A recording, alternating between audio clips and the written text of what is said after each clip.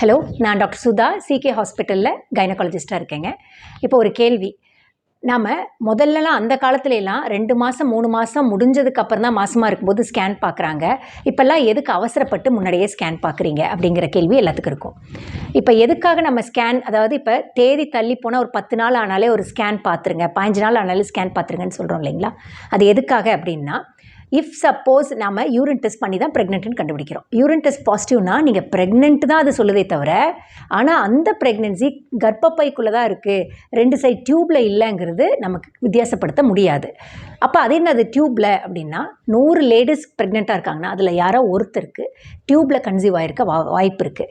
எதுக்கு அது அவ்வளோ முக்கியமாக பார்க்கணுன்னா, yes, it is very important. ஏன் அவ்வளோ இம்பார்ட்டண்ட்டாக சொல்கிறோன்னா, அந்த டியூப்பில் தான் கன்சீவ் ஆகிருக்கீங்கிறது தெரியாமல் போச்சுன்னா, அந்த டியூப்புங்கிறது ஒரு சின்ன பகுதி, அதில் கருமுட்டை கரு வளரும்போது என்ன ஆகுதுன்னா, இடம் பத்தாமல் வெடிக்க வாய்ப்புகள் இருக்குது. வெடிச்சா it is just an emergency, within செகண்ட்ஸ்குள்ளார லிட்டர் கணக்கில் பிளட் சேர்ந்துடும். அதனால தான் ஸ்கேன் நம்ம ஒரு 15 நாள் தள்ளி போனாலும் ஸ்கேன் பார்க்குறோம். அந்த டைமில் நாம் ஸ்கேன் பார்க்குறது எதுக்காகனா, கர்ப்பப்பைக்குள்ளே இருக்குன்னு கன்ஃபார்ம் பண்ணதானே தவிர மற்றதுக்காக இல்லை. தேங்க்யூ.